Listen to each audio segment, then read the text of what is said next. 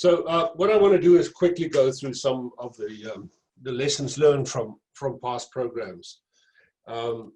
Philip touched upon quite a number of the theoretical models, and in my view, most of them apply and others don't.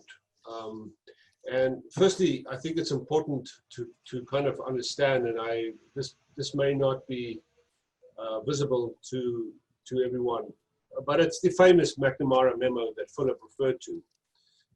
And it has a list of countries that President Kennedy announced that may acquire nuclear weapons by 1975. Some of the countries that have acquired them are on that list. And some of the countries that acquired them are not on the list, including South Africa and others. So I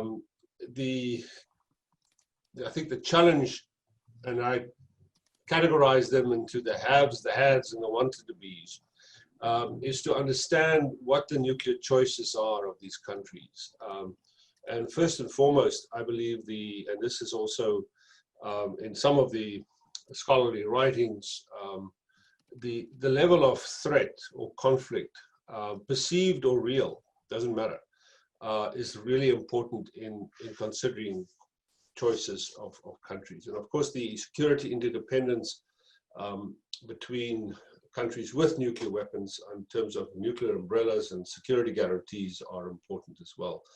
International region stability, and you see that in the cases of the countries that have dismantled programs is key.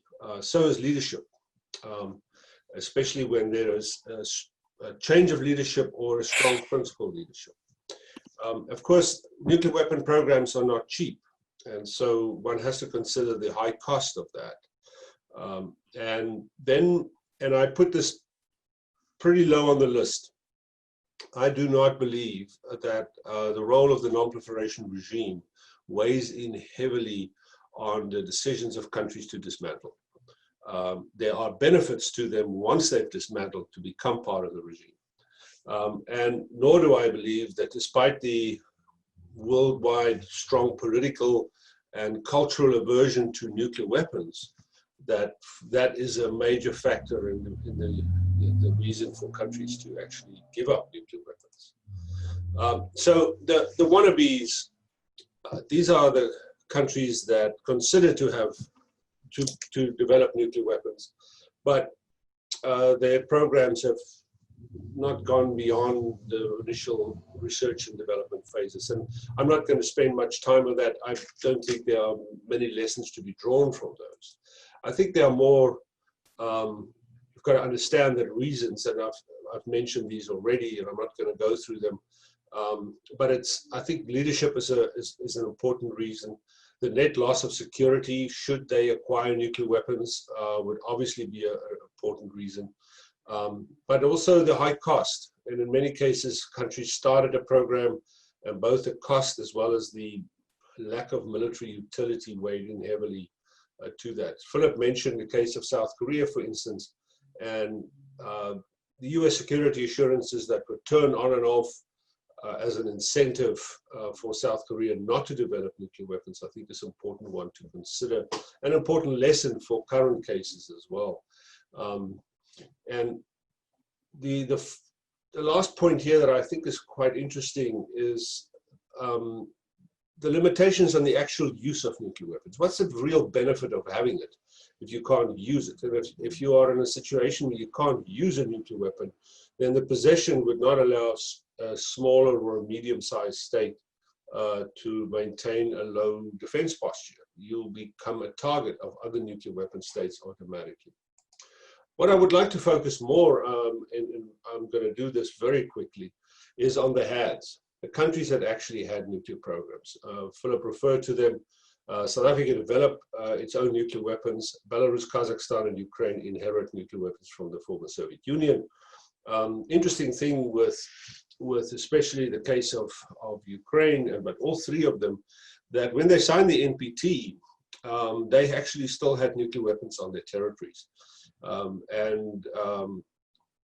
Through both positive and negative security assurances, as well as major financial incentives, they were convinced to give up those nuclear weapons.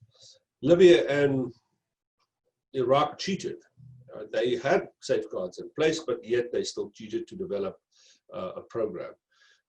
So I think the lesson number one here is that non-proliferation behavior can be bought. It comes at a price. And I think the important lesson I would like to see in this is and I don't think this is a lesson that has been applied. But in the case of North Korea and Iran, have we passed that line where their good behavior can be bought? JCPOA was basically an effort to do that, and we see that is almost part of history. The case of South Africa, and I'm not going to go in all the detail, that's a topic on its own, but here's a clear example of a country where when the changes of the international and regional security, the independence of Namibia, the fact that there was peace accord in Angola, made it possible for the government to dismantle a program. And so the decision there was mainly a principled one. And it's one of the few cases, if not the only case, where it's based on a principled leadership decision. This did set up South Africa to play a principled role in nuclear disarmament, in particular in the context of the NPT, but it also served to break out of isolation. South Africa was heavily sanctioned. There was an apartheid government in place.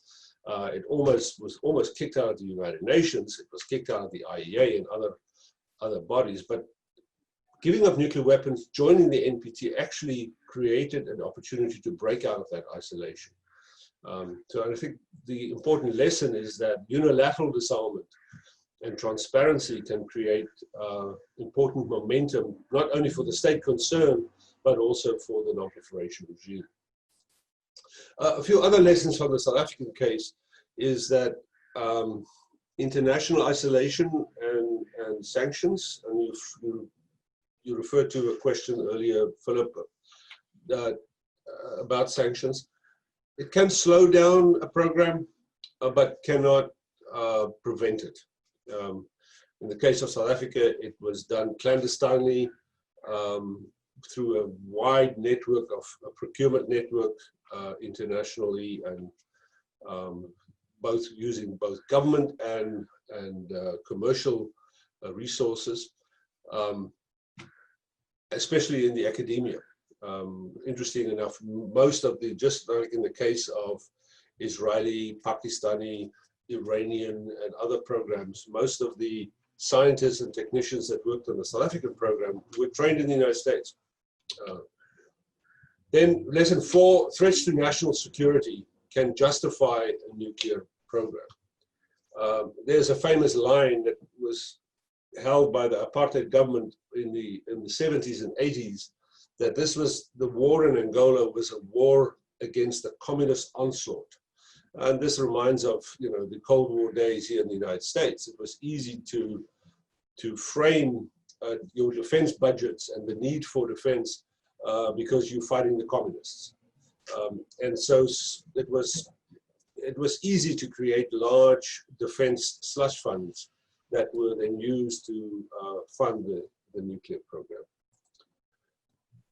Some more lessons, working, and this is, I think, a very important lesson that is not often heeded to, and that is working with procurement officials and engineers and scientists that were part of former programs is beneficial, and should be, these engineers and scientists should not be discredited because they worked on a past program. Benefits from that in South Africa showed that not only did they help to set up the export control system, sort of making a thief the policeman, but many of them were employed by the IEA as inspectors. Lesson 6, nuclear weapons programs do not have to be large programs. They can be very small. South Africa had 6 nuclear weapons and employed no more than 1,000 people that had knowledge of the program, but not full knowledge.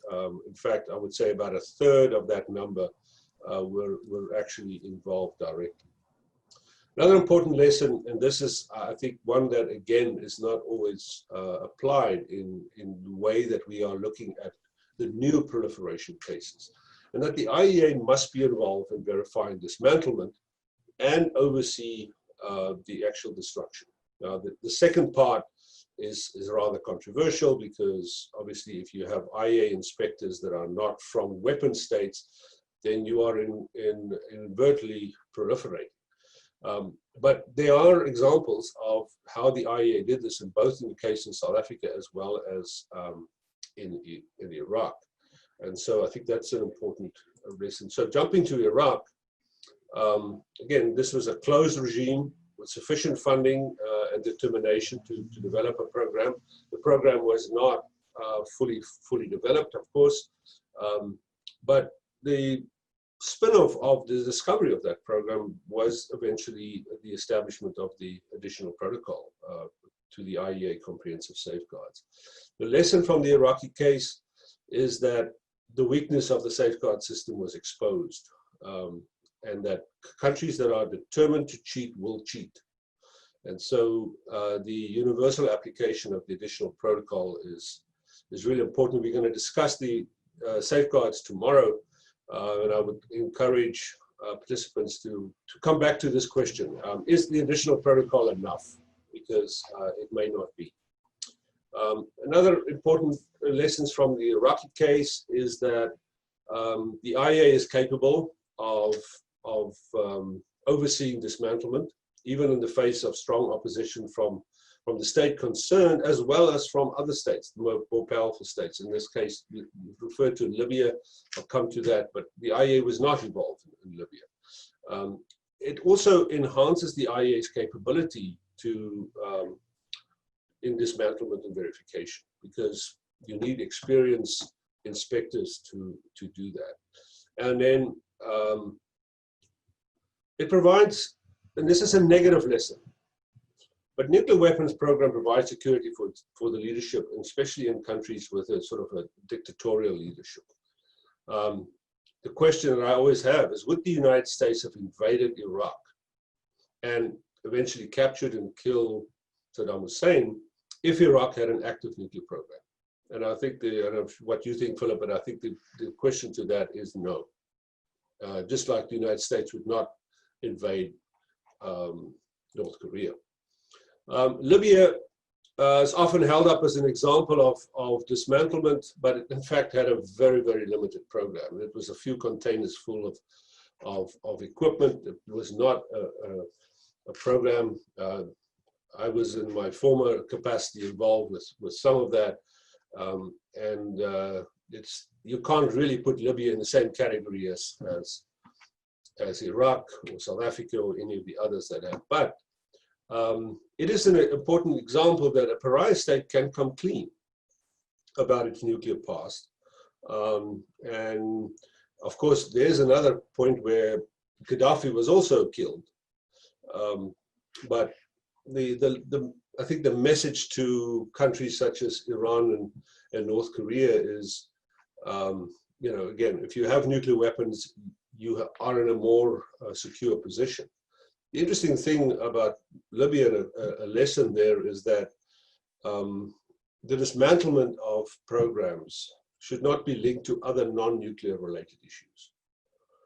In the case of Libya, Libya actually offered in the late 90s to give up its weapons of mass destruction program, because it also had a very strong chemical weapons program. But that was rejected given the ongoing negotiations of the Pan Am bombing case. And I think that was an opportunity lost. To conclude, it's just quickly 5 lessons from the countries that actually have nuclear weapons that have acquired them. I'm not talking about the original P5. Sensitivity to medium or high-level regional conflicts is key. This is the India and Pakistan, and also the Israeli case. I believe India will never roll back its program. unless it gets a firm commitment from the other nuclear weapon states to do so. And of course, Pakistan's program is directly linked to that of India. A third lesson, and this is especially applicable to both India and Pakistan, but also to Israel, is that strong internal political support for and domestic pride in the program are driving forces. And that is very difficult to change.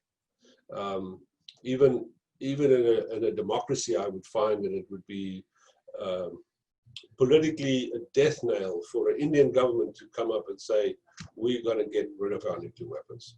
And India is a democracy. And then the final two lessons is, I think, two very important ones. If you are targeted by US nuclear weapons and being branded as President George W. Bush famously did as part of the axis of evil, then there will be strong domestic justification for acquiring a capability. And this was Kim Jong-il sort of legacy as kind of pushing the North Korean program beyond research and development. And of course, Kim Jong-un, fueled by Trump's America First doctrine, has taken that step much further. So here the question is, what's the message to Iran? So if you are being threatened by the United States, the one way to deal with that is to acquire nuclear weapons. I'm not suggesting that Tehran will do that, but I think it is an important message. And finally, the high risk of nuclear brinkmanship, the game of nuclear, can pay off. And here are some unlearned lessons from North Korea that we have not yet applied. I believe that you can still apply it in the case of Iran. So I think I'm going to stop here.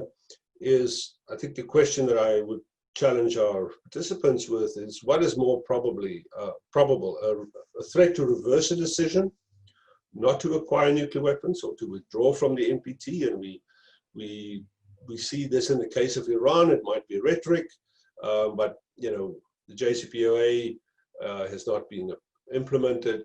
You hear statements by the foreign minister that Iran may actually leave the NPT, or efforts to extradite some additional commitments for not doing so. So, and I think, again, the Iranian case is an interesting one. By threatening to withdraw, they hope to extradite additional benefits. So I'm going to stop here, and then let's get into the Q&A. We have a little time. I would ask Paula if you could just inform the next speakers that will be a little longer than the break. So we'll probably go on until about 10 past the hour. Perfect. So, Philip, shall we go through some of the additional questions? And also, if you have comments on what I just said, I would be pleased to hear that. Yeah, so just to start, I just wanted to make one comment, which is that I thought that was a really great compliment to what I did. So you and I did different things. That there was some overlap, obviously, but my mode was not to tell you what I think, but to structure for you, for the participants, the different ways in which people think about this so that you could think about what you think. And then your mode was to do this really nuanced version of what you think. And I just thought those were such great compliments. And I loved, I thought there were a lot of great insights in what you shared. So I think we have about 6 or 7 new questions, and they're interesting, and maybe we just take turns delving into some of them. I think I'll just start with a theme that came up in 2 of the questions, which is really central, which is some version of, why do some countries have nuclear weapons, and what advantage do they get from them? And in particular, why do some countries actually seem to be building up their nuclear weapons capabilities, and do they get any advantage from that? And that's a really important question, including for proliferation and non-proliferation, right? Because it's linked to that question of why some countries might want them. So again, I'm going to characterize for you how other people answer that question. And there's a spectrum.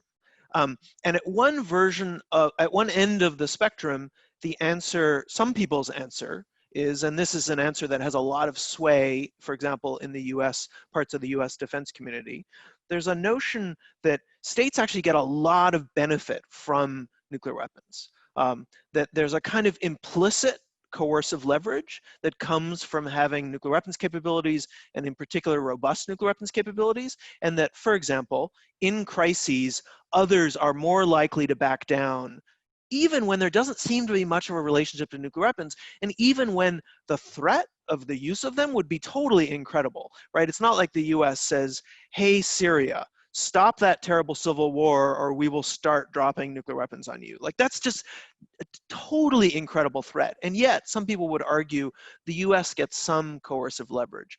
The other reasons why some people argue that the US should have nuclear weapons, and a lot of them and sophisticated ones, there are sort of at least two things going on: damage limitation and alliances. So start with alliances, right? The US is the only country that explicitly extends a nuclear umbrella over lots of other countries. Now, there's a little bit, that's a little bit complicated. You know, there are other countries that have done a sort of quasi version of that, but basically the US is the only one that practices that really overtly. And arguably, if you're not only protecting your own homeland, but you're also protecting a lot of allies against another state that is sophisticated, you have this incentive to have more capability than that other state. And that is part of the fundamental Cold War US-Soviet dynamic, is that alliance dynamic. Now, whether that's a legitimate argument, great question. But the other thing is damage limitation. So US nuclear weapons, for now, are not solely intended to respond to a nuclear attack by someone else and thereby to deter that attack in the first place. They're also intended to do damage limitation. And damage limitation is, we're in a crisis and conflict and someone is either starting to use nuclear weapons against us or they're about to, and we use our nuclear weapons to degrade their capability so that fewer Americans die. And, you know, wanting fewer Americans to die is a legitimate impulse. And so the notion is that you need more nuclear weapons, but also more accurate capabilities, and this interacts with conventional forces. And that may just be insane in a Dr. Strangelove kind of sense, but that is how people think about, people who advocate for the US to have lots of nuclear weapons and sophisticated nuclear weapons. That's a role that they see for US nuclear weapons. And one very legitimate question to ask is that even sustainable? Can we have a huge nuclear arsenal and a highly capable nuclear arsenal that we are modernizing and expect other people not to? And if they do it too, are we really better off? So that's one end of the spectrum. Another end of the spectrum, I guess I would call it somewhere in the middle, is nuclear weapons are basically status quo reinforcing. They are terrible weapons that are inconceivable to use in almost any circumstance, but they kind of keep international politics stuck in a way that serves powerful states like the United States. And so they're defensive, they keep people from launching devastating attacks against the United States, and in particular, using or threatening to use nuclear weapons. They're not really good for much more than that, but they do matter in that sense. And then at the other end of the spectrum, you could, I think, very reasonably make an argument that nuclear weapons are just not very useful. They're a tremendous waste of money. They're a tremendous waste of political capital. They have some real negative effects, including the risk that they would be used accidentally, and they don't get you much. And they may even make your security situation worse, right? When Jean alluded to this, does North Korea having a small number of nuclear weapons help it? Maybe, right? So he suggested that maybe that deters the United States from doing things. Maybe, but maybe it also, if the United States gets into a conflict with North Korea, makes it act more aggressively, because we actually have the ability to take out, not with our nuclear weapons, but with our conventional weapons, North Korean nuclear weapons. Now, it's not foolproof, and there's a lot of risk associated with that, which is why we don't do it casually. But if we actually got into a war with North Korea, some version of that would presumably manifest. And I say that in my personal capacity, not as a former Defense Department official.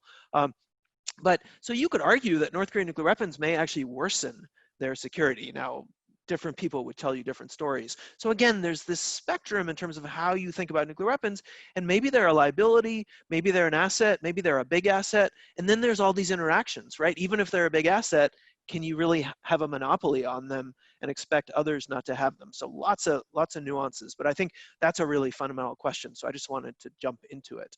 Let me turn it over to Jean, and maybe he wants to jump into that or some other theme that others have raised. I think you are absolutely right. You touch upon the issue of the U.S. I think the decisions to acquire or not to acquire nuclear weapons are in almost every case linked to the United States. With the exception again in the case of South Africa, and I must just when I was introduced earlier, yes, I was a South African diplomat, but I was also involved with the dismantlement part of it, and I think it's important to recognize there, and this doesn't come as a surprise, is that the U.S. was more concerned that the South African program, as the country developed into a democracy, will fall into the hands of a government that had close links with Libya, with Iraq, with Iran, and the opposite of that turned out to be. The Mandela government started very responsible policies. But I can tell you, as the recipient of those démarches at the time, that this was the main US concern. And so, I think the US's actions or non-actions influences the discussions. I mean, there's a question by Ricardo Vivas where he asked the question about, do you believe that the desire to acquire power and geopolitical status through the acquisition of nuclear weapons was the initial main incentive after World War II? And what was the main cause for other countries to seek weapons that created a cascade? I mean, again, the US obviously tested and used nuclear weapons not only to end the war, but to send a strong signal to the Soviet Union, if not others. And of course, we're not going to go into the history of the whole arms race that followed that. But the decisions by other states have subsequently been strongly influenced, not only by the US, but the benefits that the US and other states with nuclear weapons derive from their acquisition. And I think this is something that is important to address. I spoke earlier about the perceived security threats. And it's very difficult to address if you negotiate with a country to say, well, you shouldn't feel threatened because we have no intention of threatening you with nuclear weapons. The fact that you have nuclear weapons is a perceived threat to others, but at the same time, it is the deterrence value of it. And this was very much the case in South Africa, where the leadership believed that even only having 6 nuclear weapons would offer them that deterrence, and none of that was declared. This was only declared many years after the country or the weapons were dismantled. And by the way, when their weapons were dismantled, it was also interesting that this was done in a linear approach. It was not that they dismantled all 6 of them at the same time. They kept right until the end one weapon live as a bargaining chip. But that gave them that perceived security. So that's very difficult to convince countries not to have that. And so I think and unfortunately, until the day that nuclear weapons are destroyed by everyone, you will have the desire by countries, real, recognized by other countries or not, to acquire nuclear weapons. Because as long as nuclear weapons exist, they present a threat. Whether that threat is to friend or foe, they present a threat because of obviously the huge consequences of their use. Any other comments from your side, Philip? Just glancing over the comments that we have in the text, there's one that I think is particularly interesting to me, which is I'll just quickly read it actually. Russia's nuclear strategy just established the possibility to use nuclear weapons against the use of conventional weapons that are threats to their national security. How does this position affect the nuclear deterrence theory and the proportionality principle of international humanitarian law? One thing that's really interesting about this, so it is disputed. So Russian military strategy, into which we have some insight publicly, there are people read it somewhat differently. So some people have argued that Russia has what's sometimes called an escalate to de-escalate strategy. So the idea, and we've seen this actually play out in Russian war games since the late 1990s. I think the Zapad 99 war game, or West 99 war game, was the first one where we saw this manifest. There was a scenario where an unnamed Western military alliance, nudge, nudge, wink, wink, NATO, was involved in a conventional conflict on Russia's borders. And Russia got pulled into that conflict, and Russian conventional military capabilities were overwhelmed. And in that war game, the Russians then used 2 tactical nuclear weapons to signal to the NATO alliance, or this unnamed Western alliance, that they had crossed a red line for Russia. That's what escalate to de-escalate means, is you've crossed a red line for us, so we're gonna do this thing, not to use the nuclear weapons like to destroy you, but to send a message. And then you're gonna be like, oh wow, we crossed a red line, and that, the idea anyway, is that that is de-escalatory. And versions of that have shown up since then in the ways in which Russia seems to think about nuclear weapons. This is a flip of the way in which the US during the Cold War thought about nuclear weapons, right? We were concerned about massive Soviet conventional military forces, and we had 2 basic responses to that.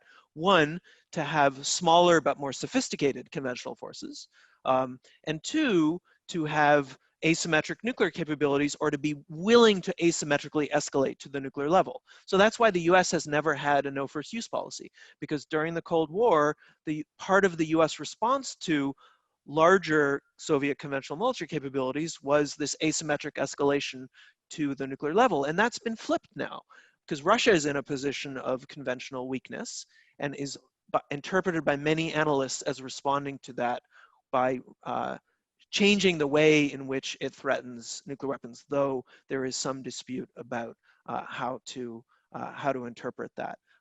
There are, again, a lot of wrinkles to that. And one really interesting question is, would it work, right? So if we were involved in a conventional military conflict with the Russians and they used a small number of nuclear weapons, would that be de-escalatory or escalatory?